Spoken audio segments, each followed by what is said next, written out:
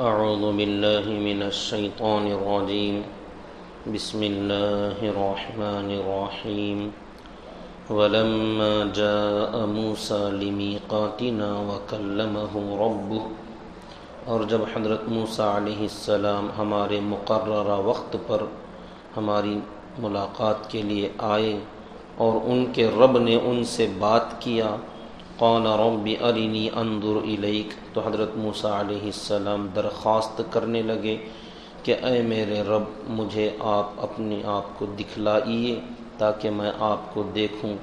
قال لن ترانی ولكن انظر الى الجبل فإن استقر مكانه فسوف ترانی، تو اللہ تعالیٰ نے جواب میں ارشاد فرمایا کہ آپ مجھے ہرگز نہیں دیکھ سکتے مگر آپ پہاڑ کی طرف ایک نظر ڈالیے، اگر وہ اپنی جگہ رکا رہا تو امید ہے کہ آپ مجھے بھی دیکھ لو گے۔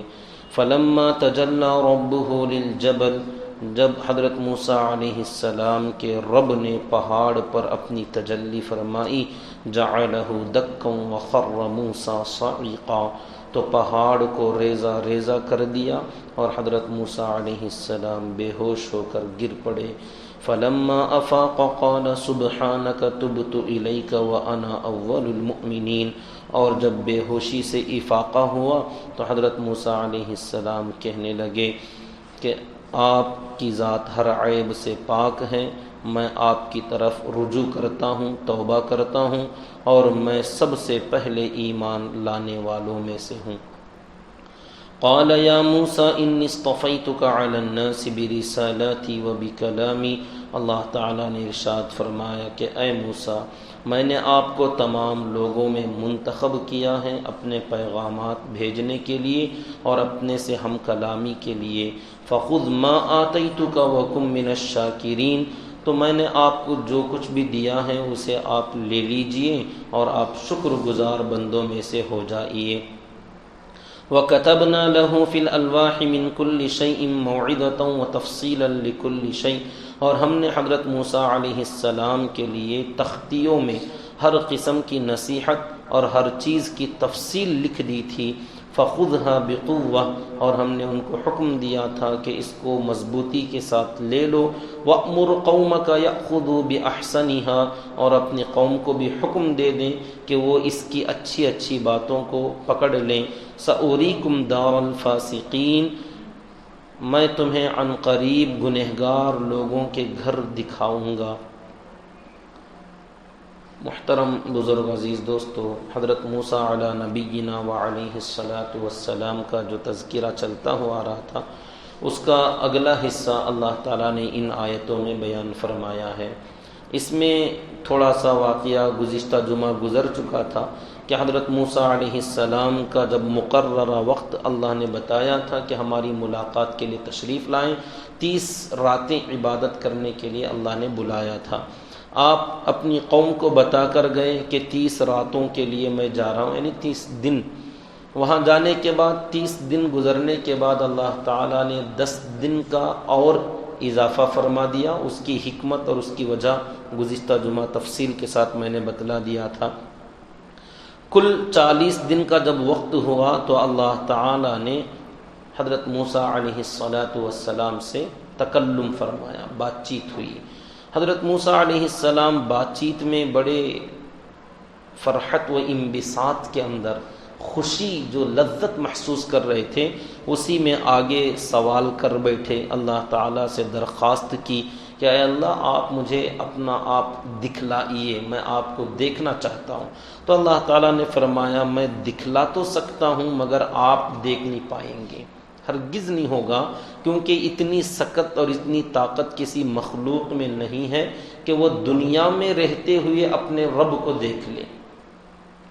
تو اللہ تعالیٰ نے جب حضرت موسیٰ علیہ السلام کی وہ خواہش، وہ ان کی تمنا اور بار بار کا اصرار جب دیکھا تو اللہ تعالیٰ نے فرمایا ایک پہاڑ ہے، اس پر آپ اپنی نظر رکھیے، اس پر ہم اپنی تجلی ڈالتے ہیں۔ اگر وہ پہاڑ آپ نے دیکھ لیا، اس پہاڑ پر ہم نے جو اپنی تجلی ڈالی اس کو آپ دیکھ کر برداشت کر گئے تو ہو سکتا ہے آپ ہمیں بھی دیکھ سکتے ہیں۔ تو بالواسطہ اللہ تعالیٰ نے دکھلایا۔ حضرت موسیٰ علیہ السلام پہاڑ پر اپنی نگاہ ٹکائے ہوئے تھے۔ اللہ کے نبی صلی اللہ علیہ وسلم نے فرمایا اللہ تعالیٰ نے اپنی تجلی اس پہاڑ پر ڈالی، تجلی پوری بھی نہیں، اشارہ کر کے یوں بتلایا یہ جو خنصر چھوٹی انگلی ہے اس کے پوروے کے برابر، یہ اللہ کی انگلی مطلب نہیں ہے۔ آپ صلی اللہ علیہ وسلم نے اپنی انگلی کے بارے میں فرمایا اللہ نے اپنی تجلیات میں سے صرف اتنی سی تجلی پہاڑ پر ڈالی، اس تجلی کا اثر، اور تجلی نور ہوتا ہے، نور، اور خود اللہ تعالیٰ نے اپنا کوئی عکس اس پر ڈالا ہو یا اپنی کوئی تصویر اس طریقے سے اس پر اثر ڈالا ہو، ایسا نہیں، صرف تجلی نور کا ہلکا سا اللہ تعالیٰ نے اس پر اثر ڈالا، جعلہ دکا، تو اس تجلی نے اس پہاڑ کے ریزے ریزے کر ڈالے۔ حضرت موسیٰ علیہ السلام نے یہ منظر اپنی آنکھوں سے دیکھا، گویا اپنی آنکھوں کے سامنے ایک بم پھٹا ہو، اور پہاڑ ریزہ ریزہ ہو جانا یہ اتنا دہشتناک منظر تھا۔ خر موسیٰ صعقا، حضرت موسیٰ علیہ السلام اس منظر کو دیکھ کر بے ہوش ہو گئے۔ اللہ نے جو فرمایا تھا آپ ہمیں نہیں دیکھ سکتے، اگر اس کو دیکھ کر آپ اپنی جگہ رکے رہے، برداشت کر گئے تو ہمیں بھی دیکھ سکتے ہو، لیکن جب اللہ تعالیٰ نے ایسے دکھلایا تو حضرت موسیٰ علیہ السلام برداشت نہ کر سکے۔ کون برداشت کرے گا؟ چھوٹا سا آدمی راستے میں جا رہا ہو، کوئی پٹاخہ پھوٹ جائے، کسی کی گاڑی کا ٹائر ایک دم سے برسٹ ہو جائے، وہ جو آواز آتی ہے، سلنڈر نہیں، سلنڈر کا پھوٹنا نہیں، ہلکا پھلکا کوئی پٹاخہ راستے میں پھوڑ دے، کسی کا ٹائر برسٹ ہو جائے، اس کی جو آواز آتی ہے، اچھے اچھے بہادر بھی تھوڑی دیر کے لیے ان کی ہارٹ بیٹ تیز ہو جاتی ہے، دھڑکنیں بڑھ جاتی ہیں، لوگ پریشان ہو جاتے ہیں کہ کیا ہو گیا۔ اب اتنا بڑا اپنے آنکھوں کے سامنے کہ پہاڑ کا ریزہ ریزہ ہو جانا یہ کوئی معمولی بات نہیں تھی۔ حضرت موسیٰ علیہ السلام بے ہوش ہو گئے، کتنی دیر بے ہوش رہے پتہ نہیں۔ جب بے ہوشی سے افاقہ ہوا، ہوش میں آئے تو فوراً کہنے لگے سبحانک، اے اللہ آپ کی ذات ہر عیب سے پاک ہے، اس میں آپ کے اندر کوئی کمی نہیں، کمی تو ہمارے اندر ہے، نقص ہمارے اندر ہے، آپ بڑی قدرت والے ہیں۔ تبت الیک، اے اللہ میں آپ کی طرف متوجہ ہوتا ہوں، توبہ کرتا ہوں۔ دیکھیے جب بھی کوئی اس طریقے سے چھوٹی موٹی ایسی نامناسب حرکت کسی آدمی سے ہو، انسان سے ہوتی ہی ہیں بلکہ ہونا ہی چاہیے، غلطیاں نامناسب حرکتیں انسان سے ہوتے ہی ہیں۔ ایک حدیث بڑی عجیب ہے جس کو بتانا بھی اچھا نہیں لگتا کہ اللہ کے نبی صلی اللہ علیہ وسلم نے تو یوں فرمایا اگر تم گناہ نہیں کرو گے تو اللہ تمہیں تباہ کر دے گا۔ اس کا مطلب لوگ غلط لے لیں گے، اس لیے ہم زیادہ تر اس کو نہیں بتاتے کہ انسان سے ہو ہی جائیں گے، وہ کرنے کی ضرورت نہیں، بالارادہ گناہ کرنے کی ضرورت نہیں، بلکہ ہوتے ہی ہیں۔ کل بنی آدم خطاء، آدم کی اولاد میں پیدا ہونے والا ہر بنی آدم خطا کار ہوتا ہے، گنہگار ہوتا ہے۔ وخیر الخطائین التوابون، اللہ کے نبی صلی اللہ علیہ وسلم نے فرمایا یہ خطا کرنے والوں میں اچھے خطا کرنے والے وہ ہیں جو خطا کے بعد توبہ کرتے ہیں، غلطی کے بعد فوراً توبہ کر لیا، جیسی غلطی ویسی توبہ، جیسا گناہ ویسا توبہ۔ اگر علانیہ گناہ کیا علانیہ توبہ کرے، اگر خفیہ طور پر گناہ کیا خفیہ توبہ کرے، چھوٹا گناہ کیا چھوٹی توبہ، بڑا گناہ کیا بڑی توبہ۔ تو حضرت موسیٰ علیہ السلام نے بھی فوراً کہ احساس ہوا کہ مجھ سے یہ سوال مناسب نہیں تھا، تو فرمانے لگے تبت الیک، اے اللہ میں توبہ کرتا ہوں، معافی مانگتا ہوں، وَأَنَا أَوَّلُ الْمُؤْمِنِينَ، اور میں سب سے پہلا ایمان لانے والا۔ حالانکہ حضرت موسیٰ علیہ السلام کا زمانہ تو بہت بعد کا ہے، سب سے پہلے ایمان والے تو حضرت آدم علیہ السلام ہیں، اور حضرت آدم علیہ السلام کے بعد حضرت نوح علیہ السلام پہلے رسول اور پیغمبر، اور درمیان میں بھی بہت سارے نبی گزرے، حضرت شیث علیہ السلام لیجئے، حضرت ادریس علیہ السلام لیجئے، اور حضرت نوح علیہ السلام کے بعد بھی حضرت موسیٰ علیہ السلام کے زمانے تک حضرت ابراہیم علیہ السلام، حضرت شعیب علیہ السلام، حضرت لوط علیہ السلام اور حضرت ہود علیہ السلام، حضرت صالح علیہ السلام جن کے تذکرے پہلے گزر چکے، اور حضرت ابراہیم علیہ السلام کی اولاد میں حضرت اسماعیل، حضرت اسحاق، حضرت یعقوب، حضرت یوسف، حضرت بہت سارے انبیاء اکرام علیہم السلام جو گزرے ہیں، ان تمام کے بعد میں حضرت موسیٰ علیہ السلام تشریف لائے ہیں اور فرماتے ہیں وَأَنَا أَوَّلُ الْمُؤْمِنِينَ، اور میں پہلا ایمان لانے والا۔ مطلب یہ کہ یہ جو اللہ تعالیٰ نے فرمایا کہ مجھے دیکھ نہیں سکو گے، اس جملے پر میں سب سے پہلے ایمان لاتا ہوں کہ اے موسیٰ مجھے نہیں دیکھ سکو گے، ہرگز نہیں دیکھ پاؤ گے۔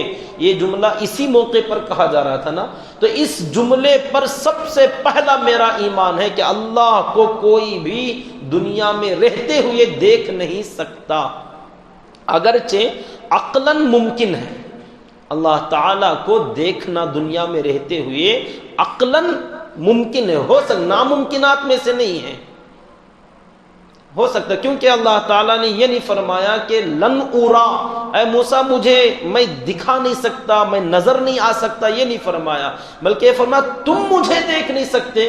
تو مطلب یہ کہ اگر کسی کے اندر عقلی اعتبار سے غور کیا جائے، کسی بندے میں اتنی طاقت آ جائے، اتنی صلاحیت اگر اللہ تعالیٰ دنیا میں دے دے تو پھر دنیا میں رہتے ہوئے بھی دیکھ سکتے ہیں، لیکن اللہ نے فرمایا اتنی طاقت ہم نے کسی کو نہیں دی تو کوئی دنیا میں رہتے ہوئے دیکھ نہیں سکتا۔ تو اس جملے پر سب سے پہلے میں ایمان لاتا ہوں۔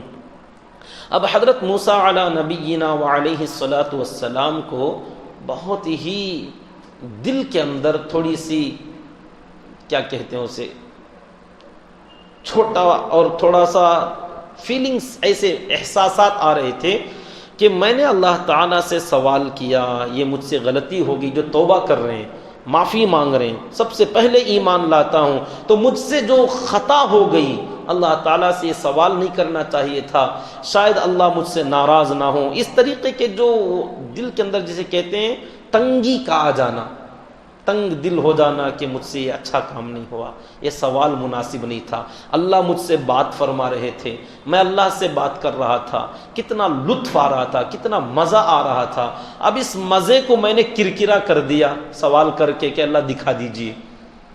اب یہ جو تنگی آ گئی دل کے اندر، اب اللہ تعالیٰ تو جانتے ہیں، تو اللہ تعالیٰ اپنے انبیاء کرام علیہم السلام کی ایسی تنگی کے موقع پر اللہ تعالیٰ خود تسلی دیتے ہیں، خود سنبھالتے ہیں کہ سنبھالنا ضروری ہوتا۔ بعض مرتبہ کوئی آدمی کبیدہ خاطر ہو جاتا ہے، دل میں کچھ تنگی آ جاتی ہے، اگر اس کو اس موقع پر کوئی سہارا نہ دے، کوئی سنبھال نہ لے، تو اس بندے کو بہت زیادہ اس احساس کے اندر تکلیف بہت بڑھتی چلی جاتی ہے۔ خود اللہ کے نبی صلی اللہ علیہ وسلم جب پہلی مرتبہ وحی نازل ہوئی تو آپ وہی تو فرماتے ہوئے آ رہے تھے کہ مجھے ڈر لگ رہا ہے، میں ہلاک ہو جاؤں گا، شاید میں مر جاؤں گا، میرا خاتمہ ہو جائے گا، زملونی، کمبل اڑا دو، مجھے بہت خطرہ لگا ہوا ہے۔ تو اما خدیجۃ الکبریٰ رضی اللہ تعالی عنہا آپ کو تسلیاں دیتی ہیں کہ آپ غم نہ کیجیے، آپ کا کچھ نہیں ہوگا، آپ تو اتنے اچھے اچھے کام کرتے ہیں، فلاں فلاں، تسلی کے الفاظ۔ تو یہ سنبھال لینا۔ جب حضرت خدیجۃ الکبریٰ رضی اللہ تعالیٰ عنہ کا انتقال ہو گیا، اب آپ کو تسلیاں دینے والے کوئی نہیں تھے، تو کئی مرتبہ اللہ تعالیٰ نے قرآن میں جگہ جگہ خود اللہ نے آپ کو تسلی دی، اللہ تعالیٰ نے اپنے نبی کو جگہ جگہ تسلی دی، اور تسلی دینا ضروری تھا۔ اگر تسلی نہ دیا جاتا، ایسا لگتا تھا کہ شاید اسی فکر میں ہلاک نہ ہو جائیں، جیسے اللہ تعالیٰ نے خود قرآن میں کئی جگہ فرمایا کہ لگتا ہے آپ اپنے آپ کو ہلاکت میں ڈال دو گے، کیا ضرورت ہے، جانے دیجئے نا، فَذَرْنِي وَمَنْ يُكَذِّبُ بِهَذَا الْحَدِيثِ۔ ارے آپ کا معاملہ نہیں ہے، آپ نے تو اللہ تعالیٰ سوال کرتے تھے کہ نبی جی یہ لوگ آپ کی بات کیوں نہیں مانتے، کیا آپ ان سے کچھ بدلہ مانگتے ہیں؟ کوئی معاوضہ آپ مانگتے ہیں ان سے؟ کچھ بھی تو نہیں، تو پھر بھی یہ لوگ آپ کی بات کیوں نہیں مانتے؟ اللہ سب کچھ جاننے والے، پھر بھی اللہ اپنے نبی سے پوچھتے ہیں، مطلب جیسے کوئی تسلی دینے کے لیے الفاظ ہوتے ہیں، اللہ تعالیٰ اپنے نبی کو اس طریقے سے تسلیاں دے کر وہ دل کے اندر کی تنگی جو آتی تھی اسے اللہ تعالیٰ دور فرماتے۔ تو یہاں حضرت موسیٰ علیہ السلام کے حال بھی وہ ہوا، تو اللہ نے فرمایا قال، اللہ تعالیٰ فرماتے یا موسیٰ، اے موسیٰ غم نہ کرو، پریشان ہونے کی ضرورت نہیں، انی اصطفیتک علی الناس برسالاتی، مجھے دیکھ نہ سکے تو کیا ہوا، میں نے تو تمہیں آپ کو تمام لوگوں میں منتخب کیا ہے، برسالاتی، میرے پیغامات آپ تک پہنچانے کے لیے، رسول بننے کے لیے میں نے آپ کو چنا، وبکلامی، اور مجھ سے ہم کلام ہونے کے لیے میں نے آپ کو سلیکٹ کیا ہے۔ تو میرے انعامات یاد کرو، آپ کو صرف ایک دیدار کی نعمت نہ مل سکی تو کیا ہوا، آپ میرے رسول تو ہیں نا، میں نے آپ کو چنا تمام لوگوں میں سے، رسالاتی، میرے پیغامات پہنچانے کے لیے، وہ بھی کلامی، اور مجھ سے بات چیت کرنے کے لیے، یہ بڑے بڑے انعامات اللہ نے یاد دلائے۔ پھر فرمایا فخذ ما آتیتک، اور ساتھ ساتھ میں نے آپ کو ایک کتاب بھی دیا ہے، ابھی دے رہے تھے اللہ تعالیٰ، تو فرمایا میں نے جو دیا آپ کو تورات، اس کو آپ لے لیجئے، وَكُم مِّنَ الشَّاكِرِينَ، اور شکر گزار بندوں میں سے بنیے۔ اگر کوئی اس سے معلوم ہوا ایک آدھ نعمت کسی بندے کو کبھی نہ ملے تو بقیہ تمام نعمتوں کو بھول کر صرف اسی ایک نعمت کا رونا روتے نہیں بیٹھنا کہ مجھے یہ نہیں ملا، مجھے یہ نہیں ملا، مجھے یہ نہیں ملا۔ ارے وہ ایک نہ ملا تو کیا ہوا، یاد کرو کتنی نعمتیں اور ایسی ہیں جو تمہیں ملی ہیں، جو ملی ہیں اسے چھوڑ کر جو ایک دو نہیں ملی اس کو گناتے رہنا، اس کا افسوس کرتے بیٹھنا کہ یہ مجھے کیوں نہیں ملا، یہ گاڑی مجھے کیوں نہیں ملی، یہ گھر کیوں نہیں ملا، میری بڑی تمنا تھی، میری بڑی خواہش تھی کہ یہ حاصل کروں، نہیں ہو سکا، ایک نہ ہوا تو کیا ہوا۔ اور بہت ساری چیزیں یاد کرو، اللہ تعالیٰ نے حضرت موسیٰ علیہ السلام کو وہ جو احساس تھا کہ اللہ کی دیدار نہ ہو سکا، وہ موقع نہ ملا، تو اللہ نے فرمایا وہ ایک نعمت نہ ملی تو کیا ہوا، آپ میرے رسول ہیں، آپ مجھ سے بات کرنے والے ہیں، میں نے آپ کو کتاب دی توریت، ان نعمتوں کو یاد کیجئے، وَكُم مِّنَ الشَّاكِرِينَ، اور شکر کرنے والوں میں سے بنیے، کیونکہ بندہ جب کسی ایک نعمت کے نہ ملنے کا افسوس کرتا ہے تو اس کا نتیجہ نکلتا ہے ناشکری، ناشکری پر چلا جاتا کہ یہ مجھے کیوں نہیں ملا، اللہ نے نہیں دیا، تو اب شکر کیوں ادا کرے گا؟ جب جو چیزیں ملی ہیں اسے یاد کرے گا تو شکر کا جذبہ پیدا ہوگا۔ حضرت شیخ سعدی رحمۃ اللہ علیہ فرماتے ہیں ایک مرتبہ سفر میں جا رہا تھا تو بہت لمبا 40 سال حضرت شیخ سعدی رحمۃ اللہ علیہ نے دنیا کا سفر کیا عبرت حاصل کرنے کے لیے، تو ایک مرتبہ وہ اپنا حال بیان کرتے، چلتے چلتے میرے پیر میں چپل جو جوتے تھے گھس گئے، آخر کار ٹوٹ بھی گئے، تو چلتے چلتے میرے پیروں میں چھالے پڑ گئے، یا اللہ کی دنیا دیکھ رہا ہوں، عبرت حاصل کر رہا ہوں، نصیحت حاصل کر رہا ہوں، تو ایک جگہ درخت کے نیچے سستانے کے لیے بیٹھے تو اپنے پیروں کی طرف نگاہ ڈالی اور تھوڑا سا اللہ تعالیٰ سے گویا شکوے کے انداز میں تھوڑا جو خیال آتا ہے دل دماغ میں کہ میرا یہ حال ہے کہ صحیح ڈھنگ کے چپل نہیں ہے، ابھی زبان پر کوئی لفظ نہیں آیا، دل میں وہ ابھی الفاظ تھوڑے سے چل رہے تھے، کہتے ہیں تھوڑی دیر ہی کے اندر میں نے کیا دیکھا، ایک بندہ اسی راستے سے جا رہا تھا جس کے پیر ہی نہیں تھے اور وہ گھسٹتا ہوا راستے سے جا رہا تھا، تو فوراً میں نے اللہ کا شکر ادا کیا کہ چپل نہیں ہے تو کیا ہوا، پیر تو ہیں، چپل نہیں ہے اس کا احساس، کچھ ایسے بھی ہیں جن کے پیر ہی نہیں ہیں، چپل مل جائیں گے پیر نہ ہو تو کیا کرو گے، اللہ کا احسان ہے کہ چھالے پڑے مگر پیر تو ہیں، زخم ہو گئے پیر میں مگر سلامت تو ہے پیر، اللہ کا احسان ہے۔ تو بعض مرتبہ بندہ چھوٹی چھوٹی چیز کو لے کر ناشکری کا جذبہ دل میں لاتا ہے.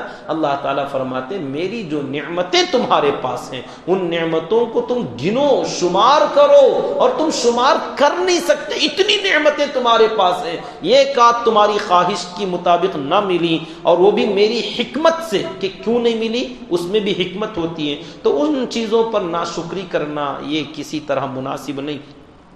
وَكَتَبْنَا لَهُ فِي الْأَلْوَاحِ مِنْ كُلِّ شَيْءٍ. اللہ تعالیٰ نے اب 40 دن کے بعد حضرت موسیٰ علیہ السلام سے بات چیت کرنے کے بعد تورات کتاب دی، اور وہ کتاب جو تھی تختیوں میں لکھی ہوئی. اللہ تعالیٰ نے لکھا ہوا مکتوبہ حضرت موسیٰ علیہ السلام کو دیا. کچھ تختیاں تھیں، ان تختیوں میں احکامات تھے اللہ تعالیٰ، جیسے قرآن مجید ہیں یہ اللہ تعالیٰ نے لکھا ہوا نہیں دیا.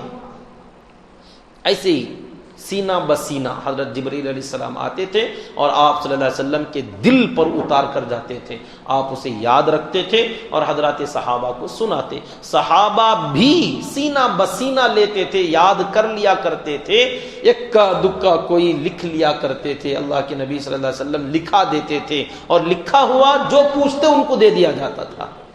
تو صحابہ اکرام لکھنے سے زیادہ، سفینے سے زیادہ سینے پر اعتبار کیا کہ یہ جو قرآن آیا سینہ بسینہ آیا ہے. لکھنے کا سلسلہ تو بہت ہلکا پھلکا سلسلہ تھا، بعد میں چل کر وہ لمبی تاریخ ہے اس کی، وہ باقاعدہ کتابت میں لکھاوٹ میں قرآن مجید آ گیا.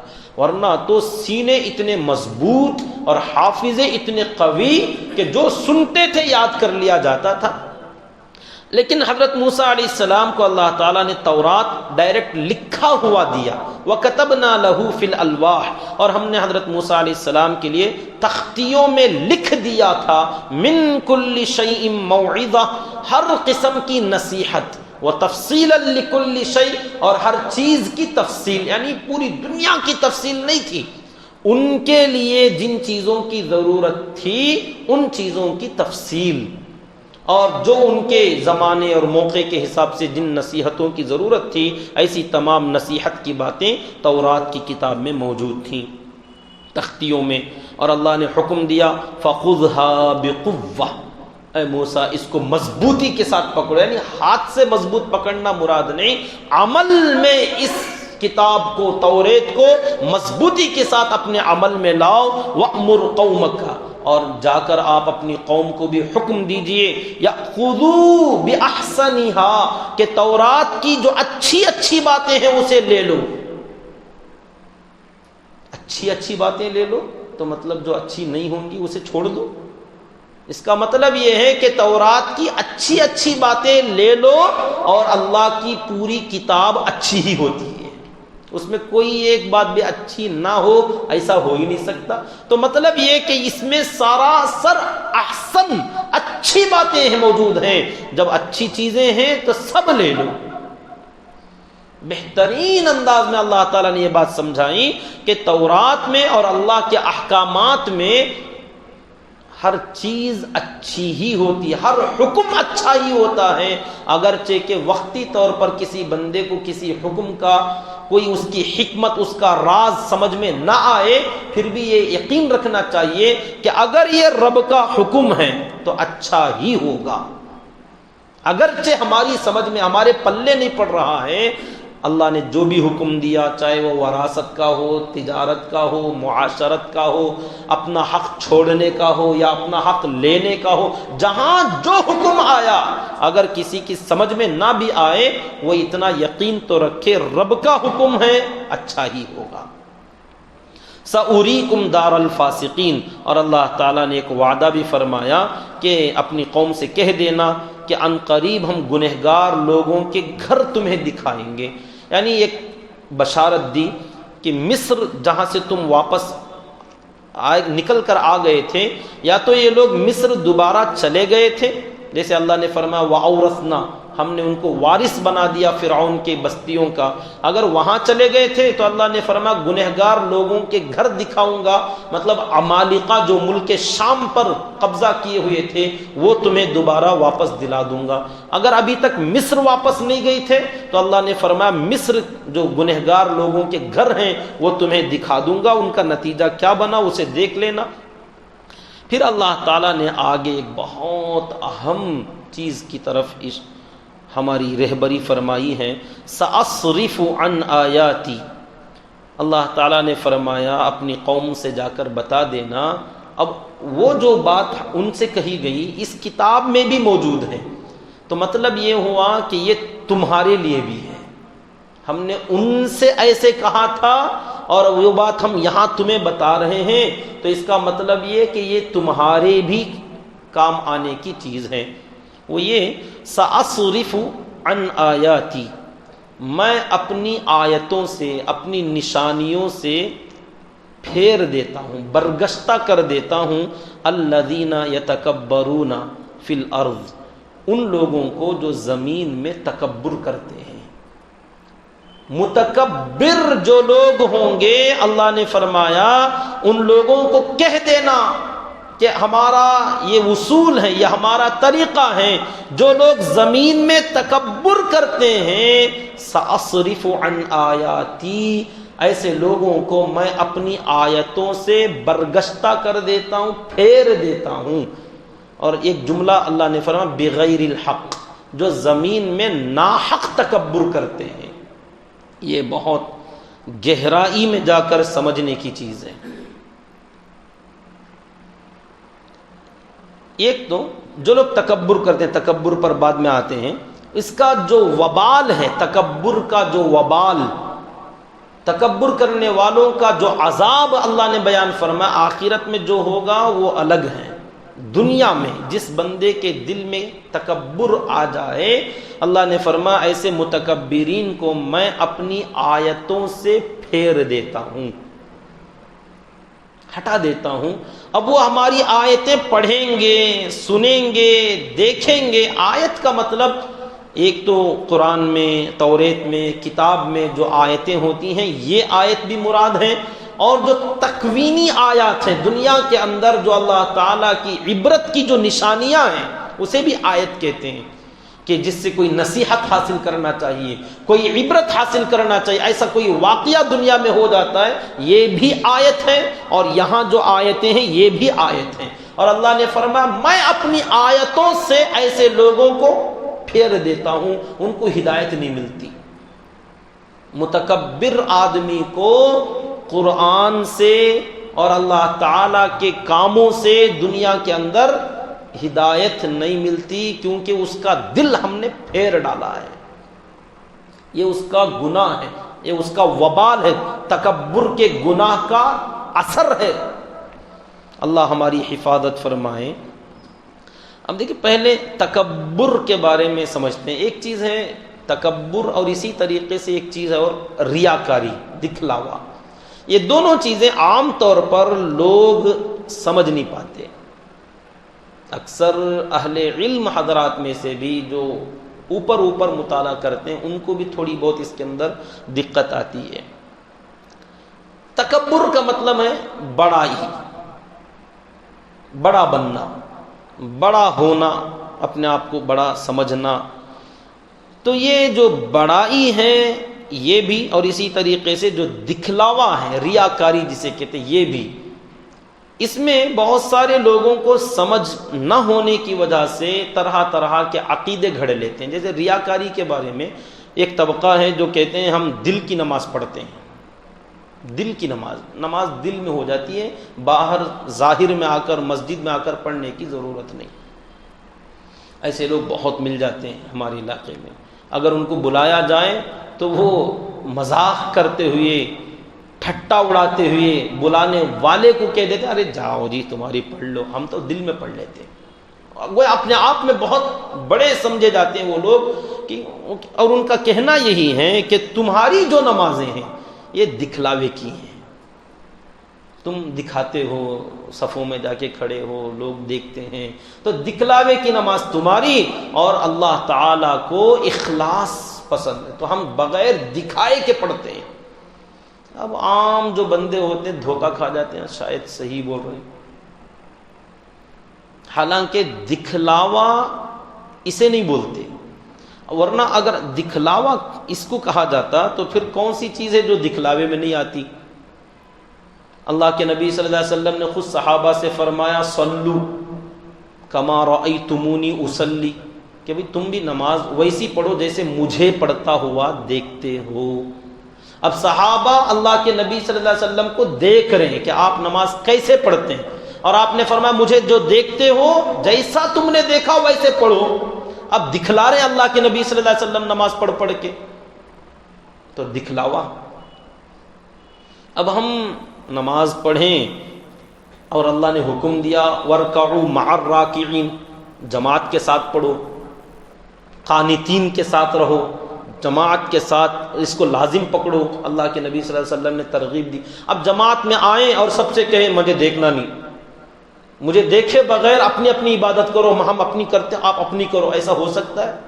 سب دیکھتے ہیں، سب کو بلاتے ہیں، قریب قریب ہو کے کھڑے ہیں، ایک دوسرے کی نماز سب کو نظر آ رہی ہے، اب کون مسجد میں آ رہا ہے کون نہیں آ رہا ہے، دوست احباب ایک دوسرے کو دیکھے۔ اب چھپ چھپ کے بھاگنے کی ضرورت نہیں کہ دکھلاوا ہو جاتا، دیکھیں گے ہی۔ باہر نکل رہے ہیں، کوئی صدقہ خیرات آپ کسی مانگنے والے کو دے کے جا رہے ہیں، اللہ کے گھر کو دے رہے ہیں، مدرسے کو دے رہے ہیں، اب آزو بازو والے دیکھیں گے، اب اس میں اب آپ دیکھیں ہی نہ کوئی، ایسا آپ صدقہ اور خیرات کریں، یہ تو بہت مشکل ہے۔ ہر کام اب ہم سنت اپنائے ہوئے ہیں، اللہ کے نبی صلی اللہ علیہ وسلم کا چہرہ بنائے ہوئے، داڑھی مبارک رکھے ہوئے ہیں، اللہ کے نبی صلی اللہ علیہ وسلم کی سنت ہے۔ اب کوئی آدمی ہم سنت پر عمل کر رہے ہیں کسی کو دکھائی نہ دے، ہو ہی نہیں سکتا۔ اب ہم نماز پڑھائیں اور قرات ہماری اچھی ہے، آواز کیسی ہے، انداز کیسا ہے، کسی کو نظر نہ آئے اور ہم جہری قرات پڑھیں، جب پڑھیں گے تو سنے آئے گا سب کو، اور سب سنیں گے تو دکھلاوا ہوگا، اور ہم بیان کریں، دین کی محنت کریں اور کسی کو دکھائی بھی نہ دے۔ اب اگر دیکھا جائے ہر عمل لوگ دیکھتے ہی ہیں، اب اس میں دکھلاوا کیا چیز ہے؟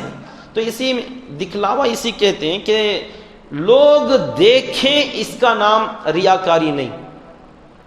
ہاں، اپنے دل میں یہ خواہش رکھنا کہ میرے عمل کو لوگ توجہ کے ساتھ دیکھیں، میرے عمل کو دیکھتے رہیں، اور اس میں بھی بعض مرتبہ لوگوں کو دکھانا بھی ریاکاری میں نہیں آتا۔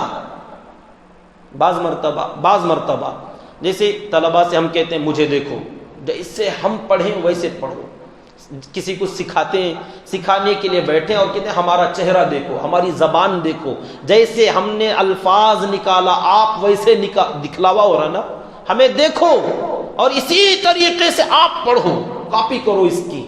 اب دکھانے ہی کے لیے کر رہے ہیں، نماز ہم پڑھ کے بتا رہے ہیں، رکوع ایسے ہو، سجدہ ایسے ہو، کہتے ہیں ایسے تم کاپی کرو، دکھلا رہے ہیں۔ بعض مرتبہ صدقہ اور خیرات علی الاعلان کرنا پڑتا ہے تاکہ دوسرے لوگ دیکھیں اور وہ بھی صدقہ اور خیرات کریں، تو دکھلانے ہی کے لیے کر رہے ہیں، مگر یہ بھی ریاکاری نہیں۔ پھر آخر ریاکاری کسے کہتے ہیں؟ ریاکاری کا مطلب یہ ہے کہ لوگ ہمارے اس عمل کو دیکھیں اور وہ اس عمل سے خوش ہو جائیں، جس کو ہم دکھا رہے ہیں وہ راضی ہو جائے مجھ سے، میرے پیچھے جتنے مصلی ہیں یہ سب خوش ہو کے چلے جائیں، ہم اس لیے قرات پڑھ رہے ہیں، ہم اس لیے بیان کر رہے ہیں، ہم اس لیے دین کا کام کر رہے ہیں، ہم اس لیے نماز پڑھ رہے ہیں، اس لیے صدقہ اور خیرات کر رہے ہیں، یا لوگوں کی خدمت اس لیے کر رہے ہیں تاکہ جو جو ہمیں دیکھیں گے وہ ہم سے خوش ہوں، وہ ہم سے راضی ہوں۔ اس جذبے کے ساتھ جو بندہ کام کرے گا، کوئی بھی اس کے کام کو نہیں دیکھا، اندھیرے میں کام کر رہا ہے اور اس لیے کر رہا ہے تاکہ لوگ ہم سے راضی ہو جائیں، کوئی ایک بندہ بھی نہیں دیکھا، تب بھی یہ ریاکاری ہے، کسی نے نہیں دیکھا اس کا کام۔ اور وہ جو کر رہا ہے رات کے اندھیرے میں چھپ کر رہا ہے، مگر مقصد یہ ہے تاکہ لوگ اس عمل کو دیکھنے کے بعد، معلوم ہونے کے بعد مجھ سے خوش ہو جائیں، راضی ہو جائیں، نیت یہ ہے۔ تو لوگوں کو خوش کرنے کا جذبہ رکھ کر کام کرنا یہ ریاکاری ہے۔ اب ہم کام کر رہے ہیں کہ بھئی کسی کو خوشی ہوتی ہے تو ٹھیک، کسی کو ناراضگی ہوتی ہے تب بھی ٹھیک۔ ہم نماز پڑھ رہے ہیں، کسی کو ہماری نماز سے خوشی ہو رہی ہے، کوئی راضی ہو رہا ہے، کوئی ناراض ہو رہا ہے، ٹھیک ہے، کوئی بات نہیں۔ ہم تو جس کو بتانے کے لیے کر رہے ہیں وہ راضی ہو جائے تو بس ہے۔ تو دکھلاوے کا مطلب لوگوں کو دکھانا نہیں، یہ مطلب نہیں، لوگوں کو خوش کرنے کے لیے کوئی کام کرنا یہ ریاکاری ہے۔ اب جو لوگ ریاکاری کرتے ہیں اللہ تعالیٰ قیامت کے دن ان سے فرمائیں گے کہ تم نے بڑے بڑے کام کیے ہیں مگر اجر انہی سے لو جن کو تم نے خوش کیا تھا، وہ خوش ہوئے۔ اب بندہ دوسروں کو خوش کیوں کرنا چاہتا ہے؟ تاکہ ان سے مجھے کچھ نفع ہو۔ لوگ خوش ہو جائیں گے تو جاتے ہوئے کچھ ہدیہ دے دیں گے، کچھ تحفہ دیں گے، یا مجھے بڑا سمجھیں گے، مجھے اچھا سمجھیں گے، یا نہیں کم سے کم میری تعریف کے 2-4 جملے بول دیں گے نا، بس خوشی ہو گئی، مجھے فائدہ ہو گیا آپ لوگوں سے۔ تو یہ کوئی بھی بندہ جیسے رفاہی کام کرتے ہیں، سوشل ورک کرتے ہیں، ان کا مقصد یہ ہوتا ہے لوگ محلے والے راضی ہوں تاکہ جب میں الیکشن میں کھڑوں تو مجھے ووٹ دیں، خوش رہیں مجھ سے اور میرا کام تم سے بن جائے۔ حضرات صحابہ کرام رضی اللہ تعالی عنہم صدقہ اور خیرات کرتے، لوگوں کو کھلاتے پلاتے، ساتھ میں فرما دیتے لا نرید منکم جزاء ولا شکورا، کہ بھئی دیکھو آپ سے ہم نہ آپ کا کوئی بدلہ چاہتے ہیں، نہ آپ کے وہ شکریہ کے تعریف کے الفاظ سننا چاہتے ہیں، ہم کو تو کچھ نہیں چاہیے، بس ہم نے دے دیا ہے، انما نطعمکم لوجہ اللہ، ہم آپ لوگوں کی خدمت کر رہے ہیں، کھلا رہے پلا رہے اللہ کی رضا کے لیے۔ تو دکھلانا، لوگ دیکھیں یا نہ دیکھیں، اس کا نام دکھلاوا نہیں، دل میں یہ جذبہ رکھنا کہ لوگ مجھ سے راضی ہو جائیں، یہ ریاکاری ہے۔ ایک چیز یہ، اور اسی طریقے سے ایک چیز ہوتی ہے تکبر، بڑائی۔ اب اللہ نے فرمایا جو ناحق تکبر کرتے ہیں، اب بڑائی جو ہے اپنے آپ کو بڑا سمجھنا، بعض مرتبہ آدمی کو سمجھنا بھی پڑتا ہے اور کبھی کبھار بولنا بھی پڑتا ہے، ظاہر بھی کرنا پڑتا ہے کہ میں بڑا ہوں۔ مثال کے طور پر کچھ سفیر وغیرہ آتے ہیں، اب وہ ڈھونڈتے رہتے ہیں کہ سب داڑھی والے، جھبے والے، سب مولانا کے سرکش ہیں، کون یہاں کے امام صاحب؟ اب وہ ایک سے دوسرے کو پوچھتے ہیں، آ کے پوچھتے ہیں آپ یہاں کے امام ہیں؟ ہم میں عاجزی کروں؟ نہیں، استغفر اللہ، نعوذ باللہ، میں اتنا بڑا نہیں ہوں، اب میں عاجزی کرنے لگوں۔ اب اس کو پتہ کیسے چلے گا؟ وہ پوچھ رہے ہیں آپ یہاں کے امام ہیں؟ امام مطلب سامنے کھڑے ہونے والے، نماز پڑھانے والے، لوگوں کے بڑے۔ آپ کہنا پڑا ہاں الحمدللہ میں ہی ہوں۔ کبھی کبھار کوئی بات چیت چل رہی ہوتی ہے کہ کوئی مسئلہ غلط لوگوں کے درمیان چل رہا ہوتا ہے، اب وہ لوگ ہمیں جانتے نہیں، ان کو ہم بتانے کے لیے گئے کہ بھئی دیکھو یہ آپ لوگ غلط بول رہے ہو، ایسا نہیں ایسا ہے۔ اب وہ پوچھتے تمہیں کون ہے؟ آپ کون ہیں؟ اب بتانا پڑتا ہے کہ میں الحمدللہ مولانا ہوں، بھائی عالم ہوں۔ اچھا، اب یہ تکبر ہے؟ نہیں۔ حضرت یوسف علیہ السلام نے لوگوں سے کہا تھا، بادشاہ وقت سے کہا تھا اجعلنی علی خزائن الارض، مجھے یہ پوری جو اناج کا جو سسٹم ہے اس پر مجھے اس خزانے کا نگران بنا دیجئے، مجھے اس کی ذمہ داری دے دیجئے۔ انی حفیظ علیم، کیونکہ میں بہت زیادہ امانت دار بھی ہوں اور میں بہت اچھا علم رکھتا ہوں، جانتا ہوں اس قحط کے زمانے میں اسے مینٹین کیسے کرنا ہے، مجھے اچھا آتا ہے۔ تو کیا آپ کو آتا ہے میں امانت دار ہوں، میں جاننے والا ہوں، یہ الفاظ بولنا بڑائی نہیں ہے؟ بڑائی ہوتی تو حضرت یوسف علیہ السلام جیسے پیغمبر کبھی نہ بولتے۔ نبی جب بول رہے تو اس کا مطلب یہ کہ ایسا بول سکتے ہیں، وقت ضرورت بولنا چاہیے۔ لیکن بڑائی پھر کس چیز کا نام؟ بعض مرتبہ آدمی کو بتانا پڑتا ہے الحمدللہ اپنے علاقے کے اندر یہاں ہم ایسے آدمی ہیں، ہم ایسا فلاں فلاں کام کر رہے ہیں، لوگوں میں ہمارا اس طریقے سے ایک شبیہ ہماری ہے، ہماری شکل ہے، الحمدللہ لوگ ہمیں مانتے ہیں اس طریقے سے۔ ایک مرتبہ حضرت مولانا قاسم صاحب نانوتوی رحمۃ اللہ علیہ دارالعلوم دیوبند کے بانی، حضرت بہت سادے سیدھے، پہچانے نہیں جاتے تھے کہ یہ عالم دین ہیں، مگر کبھی کبھار بتانا پڑتا ہے۔ حضرت اپنے گھر آیا کرتے تھے نانوتا، جو دیوبند سے کچھ میل کے فاصلے پر ہیں، پیدل سفر ہوا کرتا تھا۔ ایک مرتبہ اپنے علاقے سے، گھر سے دیوبند تشریف لا رہے تھے، تو درمیان راستے میں ایک جگہ پر مغرب کی اذان ہو گئی، تو اچانک چلے گئے۔ چھوٹی سی بستی تھی، 2-4 لوگ نمازی بوڑھے حضرات جمع ہوئے تھے، اذان ایک آدمی پکار رہے ہیں، اذان کے بعد لوگ سب دیکھ رہے ہیں کہ کوئی نماز پڑھائے گا، دیکھتے ہیں امام صاحب نہیں ہیں، تو سب ایک دوسرے کا منہ دیکھ رہے تھے کہ کون پڑھائے گا کون پڑھائے گا۔ اب حضرت سمجھ گئے تو کہا میں پڑھا دیتا ہوں۔ اچھا ٹھیک ہے، بوڑھے حضرات تھے، بڑھا دیا آگے۔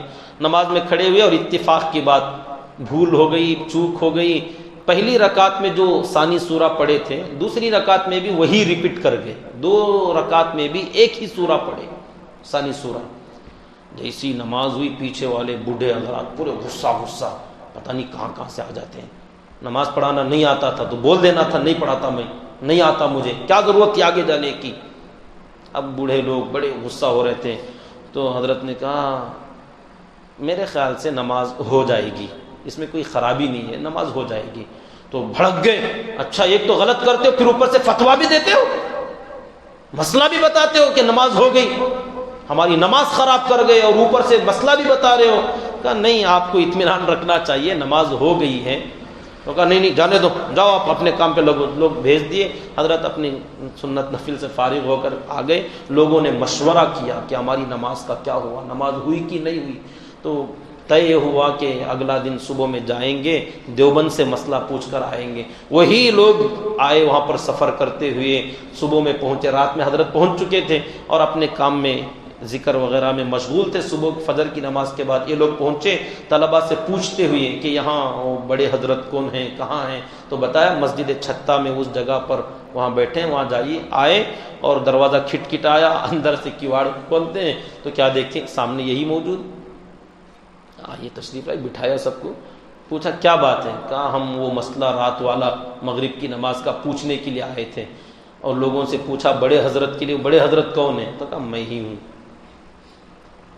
تو کہا اچھا آپ کو کل ہی بول دینا تھا نا کہ میں دیوبند کا بڑا حضرت جی ہوں، یہاں تک آنے کی ضرورت نہیں پڑتی تھی۔ تو حضرت نے کہا مجھے کیا پتا کہ آپ بڑوں کی ہی مانتے ہو، آپ بڑوں کا مسئلہ مان جاؤ گے اور چھوٹوں کا نہیں مانو گے، مجھے کیا پتا تھا، میں نے تو مسئلہ کل ہی بتایا تھا نا۔ تو اب وقت ضرورت ایسا موقع آتا ہے کہ آدمی کو بتانا پڑتا ہے کہ ہم عالم ہیں، بھائی اطمینان رکھو، کوئی پریشانی کی بات نہیں۔ اب یہ تکبر میں نہیں آتا، کبھی نماز کا مسئلہ ہو گیا، لوگ انتظار کر رہے ہیں، آپ بھی سفر میں ہیں کہ کون پڑھا، ایسے موقع پر اچھا کہ کوئی نادان آدمی، جاہل قسم کا آدمی امامت کرنے سے اچھا ہے اگر مجمع میں ہم ہیں تو خود سے آگے بڑھے اور سنبھال لیں۔ یہ تکبر میں نہیں آتا کہ جو کیا بڑائی ہے ان کے اندر، اتنے بڑے ہو گئے، خود سے آگے بڑھ کے جانے کی کیا ضرورت تھی۔ ارے جب موقع ہے، کوئی دوسرا سنبھال نہیں پاتا اور اللہ نے ہمیں ہی صلاحیت دی ہے، تو ایسے موقع پر اپنے آپ کو ظاہر کرنا، اپنے آپ کو بتانا کہ اللہ نے ہمارے اندر یہ صلاحیت رکھی ہے، یہ ذمہ داری ہم سنبھال سکتے ہیں، ہم حافظ ہیں، عالم ہیں، فلاں کام کر سکتے ہیں، ہمارے پاس اتنا مال موجود ہے، یہ ذمہ داری ہم اٹھائیں گے۔ یہ تکبر میں نہیں آتا۔ پھر تکبر ہے کیا چیز؟ اپنے آپ کو بڑا سمجھنا نہیں، اپنے آپ کو ایسا بڑا سمجھنا کہ ہمارے آگے جو دوسرے لوگ ہیں ان کو حقیر سمجھ لیا، یہ تکبر ہے۔ کہ میں بڑا ہوں مطلب یہ آپ کچھ نہیں، میں امام ہوں، میرے سامنے کے مقتدی ان کی کوئی حیثیت نہیں، العیاذ باللہ۔ یہ ہے گھمنڈ، یہ ہے تکبر کہ میں اتنا بڑا کہ میرے آگے والا کچھ حیثیت نہیں رکھتا۔ یہ کیا ہے؟ کیڑے مکوڑے فلاں فلاں، میں تو بہت۔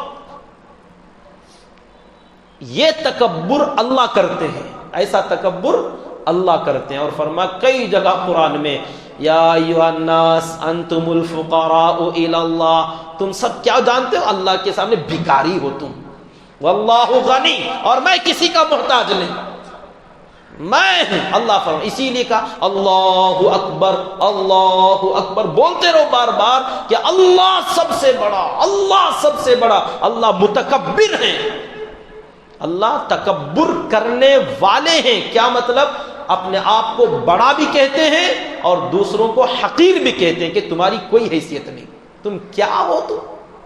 اللہ نے قرآن میں کئی جگہ یوں بیان فرمایا، ہم انسانوں کی کوئی وقعت نہیں، کوئی حیثیت نہیں، تم نطفات ہوئے، تم علقہ، مضغہ، گندا پانی، تمہاری کوئی اوقات نہیں، تمہاری کوئی حیثیت نہیں. میں نے تم کو پیدا کیا، میں نے تمہاری آنکھ بنائی، میں نے یہ دیا، میں نے وہ دیا، تمہاری کوئی کچھ نہیں ہو تم.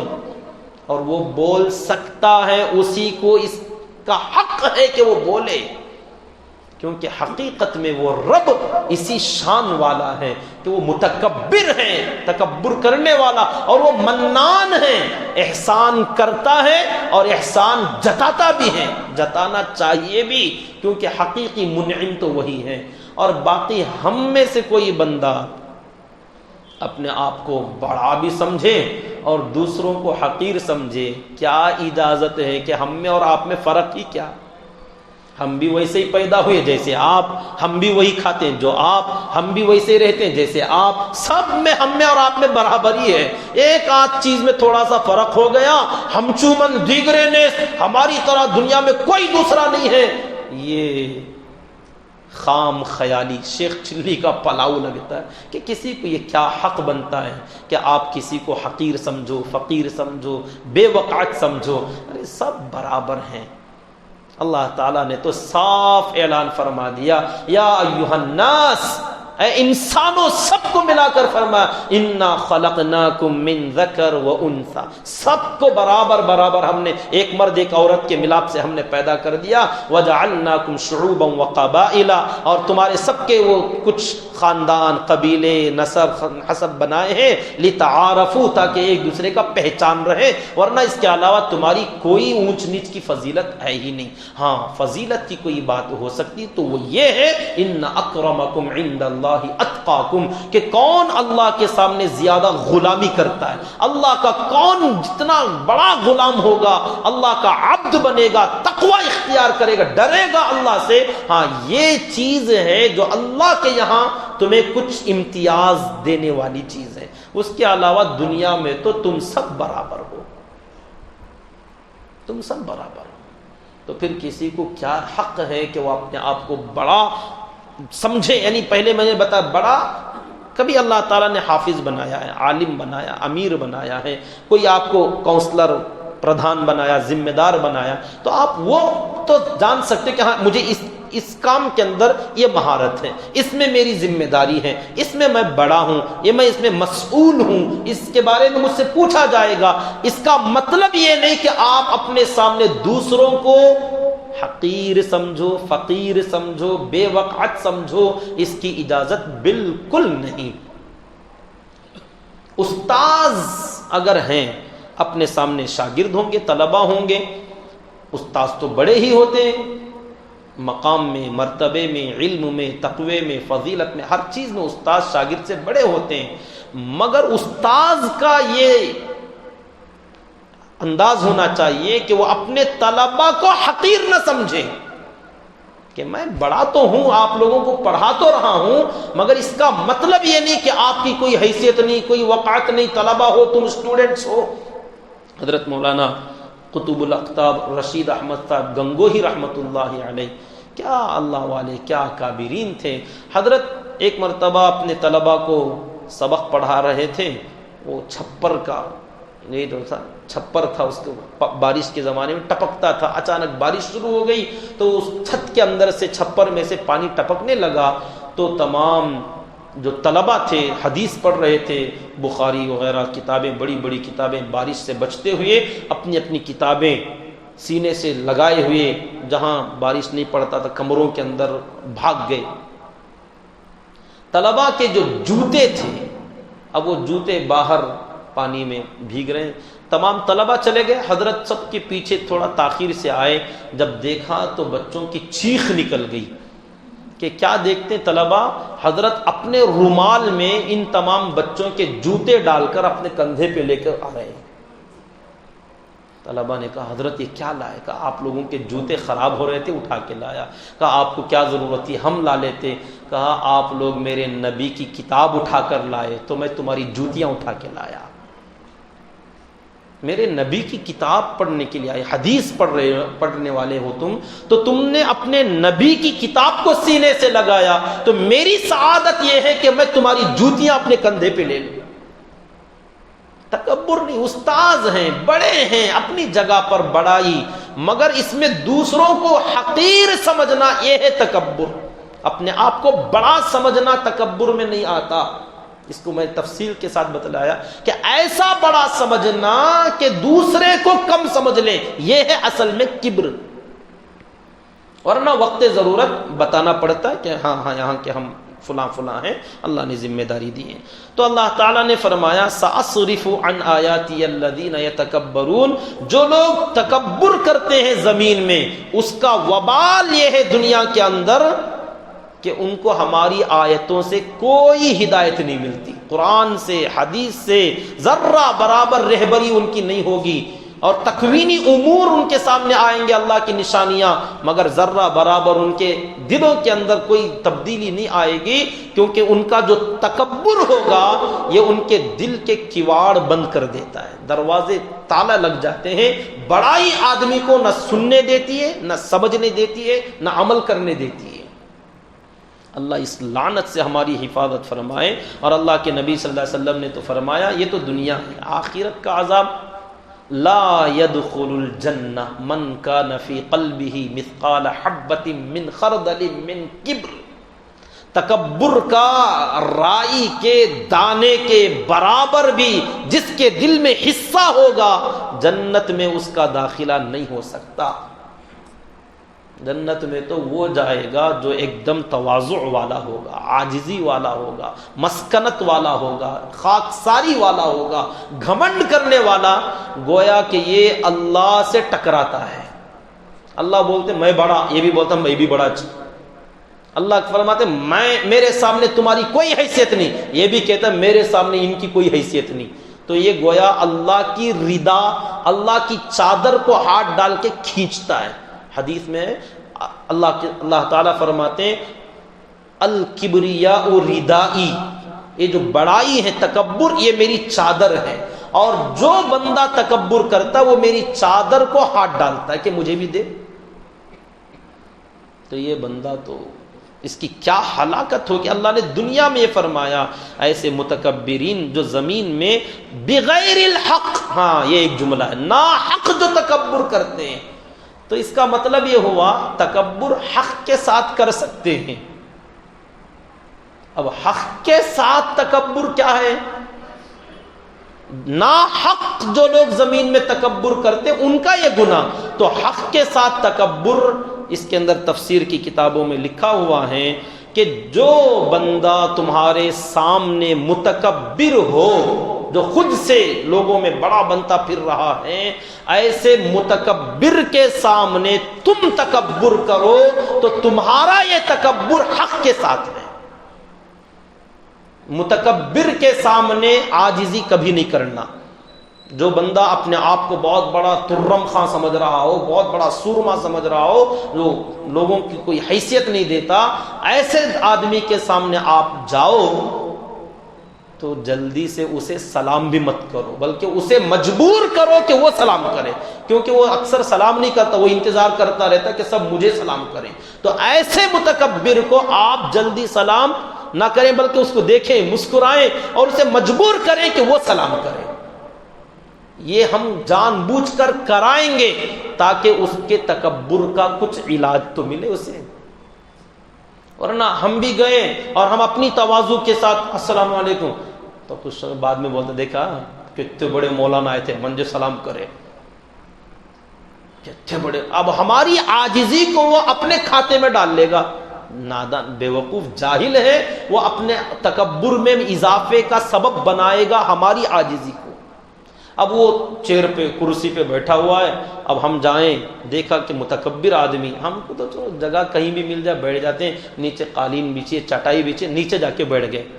اس موقع پر آپ کو نہیں بیٹھنا ہوگا, آپ جائیں گے ایسے آدمی کے سامنے آپ بھی بیٹھیں گے تکبر کے ساتھ. ہاں ٹھیک ہے, کیا مولانا کو گھمنڈ, آپ بھی ویسے ہی تو ہیں,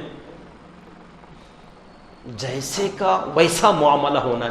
ہاں تواضع چھوٹے لوگوں کے سامنے کی جاتی ہے, جو اپنے آپ کو چھوٹا سمجھ رہے ہیں, جو کمزور سمجھ رہے ہیں, اپنے آپ کو عاجزی کر رہے ہیں, ان کے ساتھ ہم بھی وہ جہاں بیٹھے وہاں بیٹھ جائیں. نیچے بیٹھے زمین پر, آپ بھی بیٹھ جائیں نیچے, کوئی بات نہیں. تواضع والے کے ساتھ تواضع, متکبر کے ساتھ تکبر ہونا چاہیے, کیونکہ یہ حق کے ساتھ تکبر ہے, ورنہ تو ہماری عاجزی متکبر کے تکبر میں اضافے کا سبب بنے گی. گویا اس کے تکبر میں جو آگ جل رہی ہے, ہماری تواضع اس کے آگ میں تیل کا کام کرے گی, اور بڑا بنے گا, اور بڑا بنے گا, اور بڑا بنے گا. کہتے علماء معلوم کیسے علماء میرے سامنے آئے تو نیچے بیٹھتے ہیں, اللہ اعوذ باللہ. ایسے متکبرین کا علاج تکبر کے ساتھ ہونا چاہیے. اللہ تعالیٰ نے فرمایا سأصرف عن آیاتی الذین یتکبرون فی الارض بغیر الحق, جو لوگ زمین میں ناحق تکبر کرتے ہیں ایسے لوگوں کو ہماری آیتوں سے ہم برگشتہ کر دیتے ہیں, پھیر دیتے ہیں. اور اس کا نتیجہ کیا ہے, وَإِن يَرَوْا كُلَّ آیَةٍ لَا يُؤْمِنُوا بِهَا, اگر وہ لوگ ہر قسم کی نشانی دیکھ لیں, ہر آیت کو اگر دیکھ لیں, تب بھی وہ ہدایت پر نہیں آئیں گے, ایمان میں داخل نہیں ہوں گے. وَإِن يَرَوْا سَبِيلَ الرُّشْدِ لَا يَتَّخِذُوهُ سَبِيلًا, اگر یہ متکبر لوگ ہدایت کا راستہ دیکھیں تب بھی اسے راستہ اپنا نہیں بنائیں گے. وَإِن يَرَوْا سَبِيلَ الْغَيِّ يَتَّخِذُوهُ سَبِيلًا, اور اگر کوئی ٹیڑھا میڑا راستہ, گمراہی کا راستہ دیکھیں گے تو اسے اپنا راستہ بنا لیں گے. تو متکبر کے لیے اللہ کا عذاب دنیا میں ہے کہ وہ ہدایت پر آ ہی نہیں پاتا. اللہ حفاظت فرمائے, کیونکہ تکبر اللہ کے ساتھ ٹکر ہے نا, تو اللہ اپنے سے ٹکرانے والے کو سیدھا راستے پہ لانا ہی نہیں چاہتے. تو ہٹ, تو اس لائق نہیں ہے. ذالک بانہم کذبوا بآیاتنا, یہ اللہ ان کے ساتھ ایسا کیوں کرتے ہیں؟ فرمایا کیونکہ انہوں نے ہماری آیتوں کو جھٹلایا. اب اللہ تکبر کرتے کیا, میری آیتوں کو اس نے جھٹلایا. چے پدی کا شوربہ, اس کی کیا اوقات کہ میری آیتیں یہ انکار کرے. وَكَانُوا عَنْهَا غَافِلِينَ, اور یہ ہماری آیتوں سے غافل تھا. یہ جو باتیں ہماری ہیں ان باتوں سے یہ انجان بنا پھرتا تھا. اس کا سبب, اس کی وجہ سے اس بندے کو ہم نے ایسے کر دیا. اور آگے فرماتے ہیں وَالَّذِينَ كَذَّبُوا بِآيَاتِنَا, اور جو لوگ ہماری آیتوں کو جھٹلائیں گے, وَلِقَاءِ الْآخِرَةِ, اور آخرت کی ملاقات کو جھٹلائیں گے, ان کا وبال یہ ہوگا حبطت اعمالہم, ان کے تمام اعمال حبط کر دیے جائیں گے, ڈیلیٹ کر دیے جائیں گے. یعنی جن اعمال پر ان کو بھروسہ تھا ایسے اعمال سب غارت ہو جائیں گے. هل یجزون الا ما كانوا يعملون, اور ان کو بدلہ انہی کاموں کا دیا جائے گا جو وہ کرتے تھے. یہ درمیان میں اللہ تعالیٰ نے حضرت موسیٰ علیہ السلام کو یہ باتیں فرمائی کہ اپنی قوم سے کہہ دینا کہ جو تکبر کریں گے اور ہماری آیتیں آپ لے کر جا رہے ہیں, اسے جو لوگ نہیں ماریں گے, تکبر کریں گے, ان کے دلوں پر تالے لگ جائیں گے اور آخرت میں ان کے تمام اعمال غارت ہو جائیں گے. اور اس میں ہماری بھی لیے عبرت ہے کہ جو لوگ اس میں سے بھی اگر تکبر کا وہ کام کرتے ہیں تو پھر اللہ تعالیٰ کا عذاب ان کے ساتھ بھی ایسے ہی ہوگا.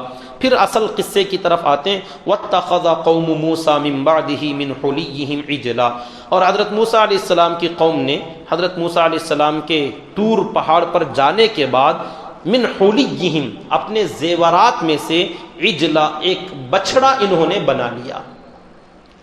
جسدن, بچڑا کیا تھا, وہ ایک جسم تھا, لہو خوار, جس کی ایک بھوں بھوں کی آواز تھی, بس کوئی بڑا کارنامہ انجام نہیں دیا تھا. اللہ نے اس کی حقارت بیان فرمائی. عجلن, ایک ایسا بچڑا بنایا.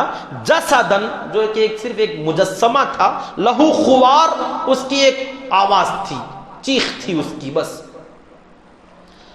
حضرت موسیٰ علیہ السلام، جیسے اس سے پہلے بات آئی، جب کوہ طور پر جا رہے تھے اپنے بھائی ہارون علیہ السلام کو کہہ کر گئے وَخْلُفْنِی، کہ آپ میرے نائب بن کر وَأَصْلِحْ، میری قوم کی اصلاح کرتے رہیے، اور ان لوگوں کے ساتھ مت مل جانا، میں 30 دن کے لیے جا رہا ہوں، 30 دن کے بعد اللہ کے احکامات لے کر آ جاؤں گا۔ اللہ کا وعدہ تھا وَوَاعَدْنَا مُوسَىٰ 30 لیلہ، 30 راتوں کے لیے اللہ نے وعدہ فرمایا تھا، تو 30 راتیں گزار کر آنے کی بات کر کے چلے گئے۔ اللہ تعالیٰ نے 10 دن اور بڑھائے، وجہ میں نے گزشتہ جمعہ تفصیل سے بتلایا تھا۔ اللہ تعالیٰ پہلے ہی 40 چلہ لگانا چاہ رہے ہیں حضرت موسیٰ علیہ السلام کا، مگر پہلے 30 کہا پھر 10 بڑھایا، یہ بتانے کے لیے کہ لوگوں کی تشکیل ہلکی پھلکی کرنا چاہیے، ایک دم سے بڑی بھاری تشکیل نہیں کرنا چاہیے۔ پہلے 30 پھر 10 بڑھا دو، پہلے 1 چلہ آئے، پھر 2 چلے کے لیے، پھر 3 چلے کے لیے، 1 سال کے لیے، ایک دم سے بڑا ٹارگٹ دو گے تو بندہ بدک جائے گا، پریشان ہو جائے گا۔ تو اللہ تعالیٰ پہلے ہی سے طے ہے کہ چلہ لگانا ہے، لیکن فرمایا 30 دن لگاؤ۔ اچھا، اس میں کچھ لوگ یہاں پہلے نہیں تھے اس لیے بتا دیتا ہوں، حضرت موسیٰ علیہ السلام کو 30 دن کا وعدہ تھا، جب 30 راتیں 30 دن برابر روزے کے ساتھ، رات بھر عبادت دن بھر روزہ، اور صوم وصال تھا، وہ رات میں بھی نہیں کھاتے تھے، افطار بھی نہیں کرتے تھے، پورا مہینہ دن رات کا روزہ رکھا تھا۔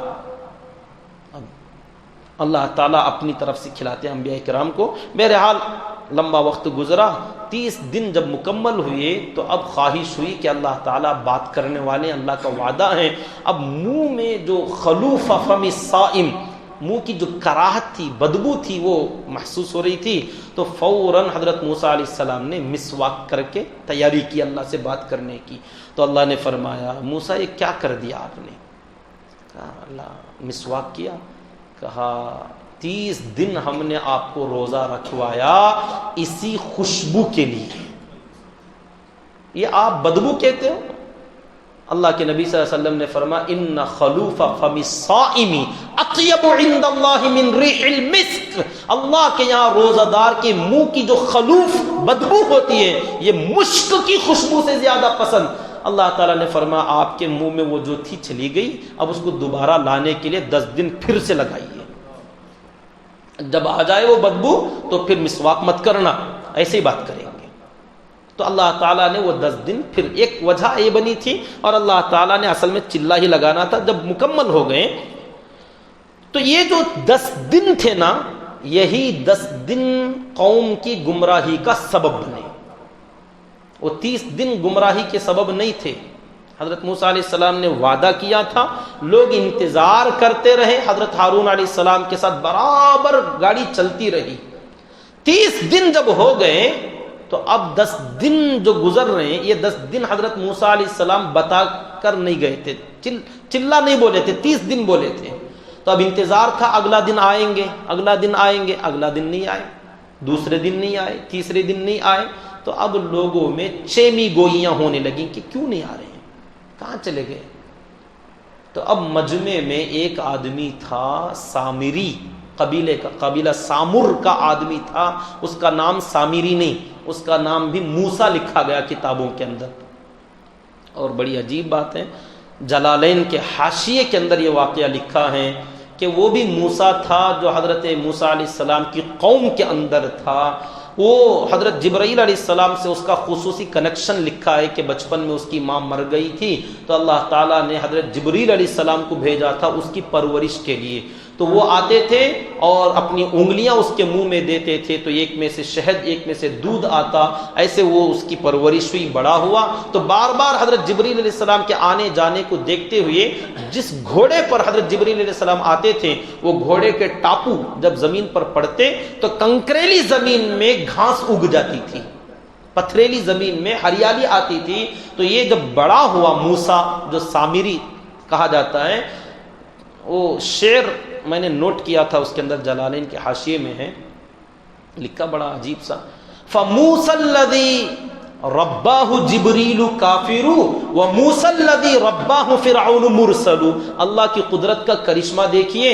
ایک زمانے میں دو موسیٰ نام کے لوگ ہیں. ایک موسیٰ کی پرورش فرعون کرتا ہے اور ایک موسیٰ کی پرورش جبریل کرتے ہیں.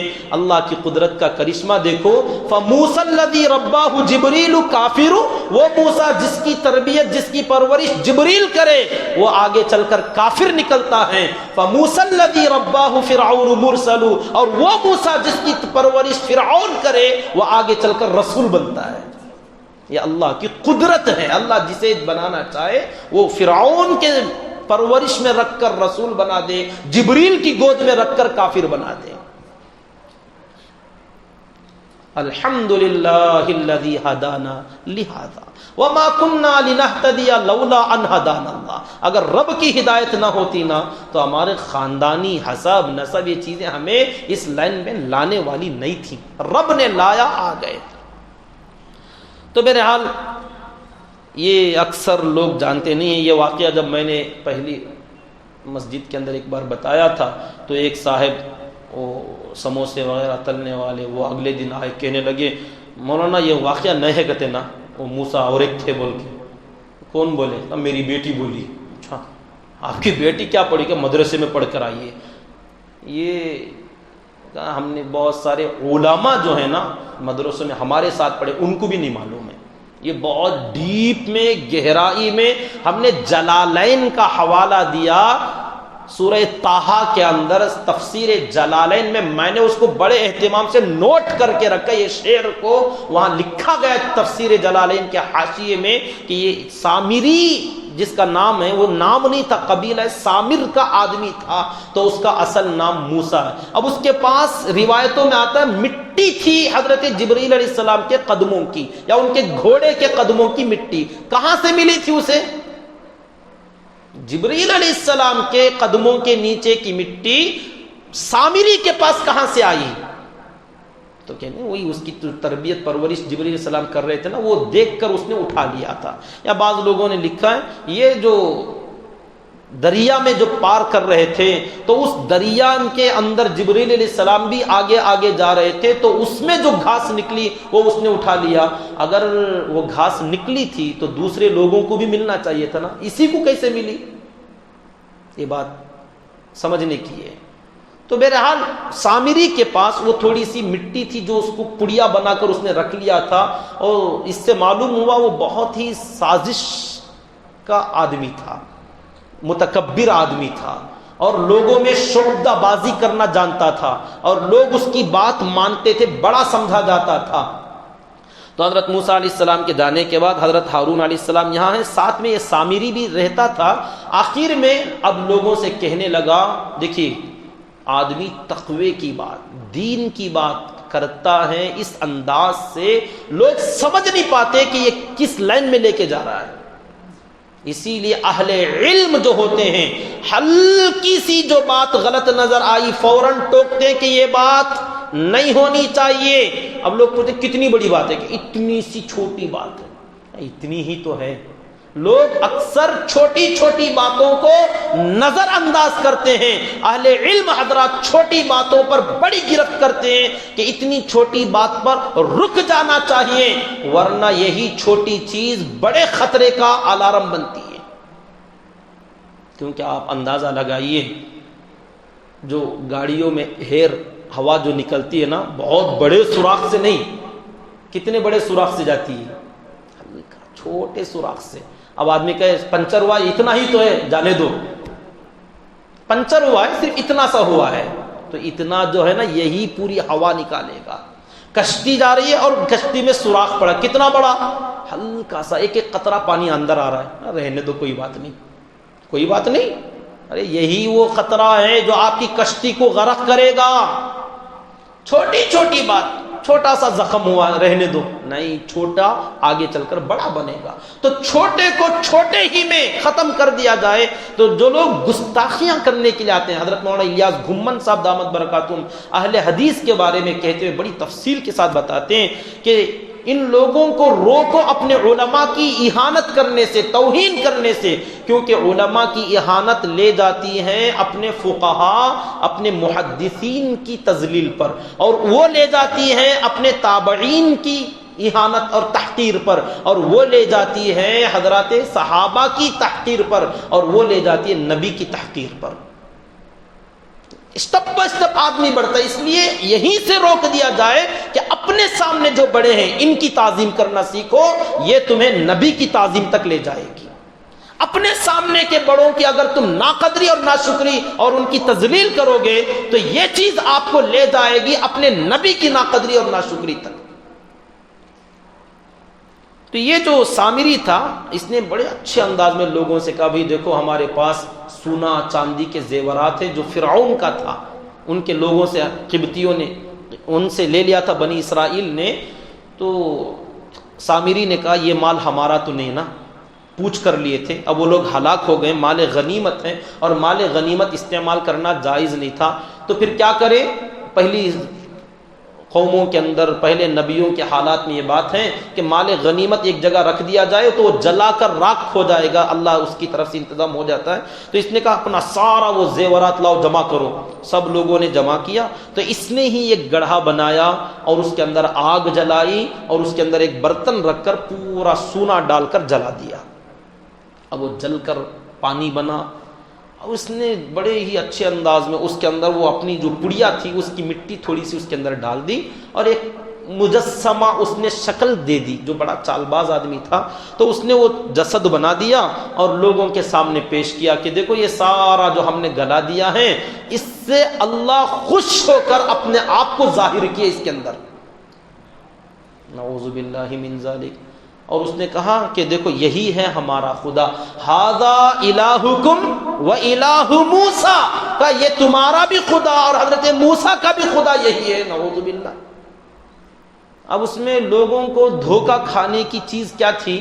اس کے اندر سے ایک آواز نکلتی تھی تھوڑی تھوڑی دیر میں، کوئی بڑی بات چیت نہیں تھی، کوئی بہت لمبی چوڑی تفصیل نہیں، صرف کبھی کبھار بھون بھون کی آواز اس کے اندر سے نکلتی۔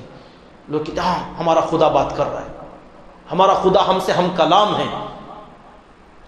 تو اس میں لاجک بھی یہ لکھا ہے کہ اس نے وہ جو بچڑا بنایا تھا، منہ کا یہ جو سوراخ تھا پیچھے سے اس نے اس کو کنیکشن بنایا ہوا تھا، تو ہوا جب تیزی سے چلتی تو منہ سے گھس کر پیچھے سے نکلتی تو وہ آواز بنتی تھی۔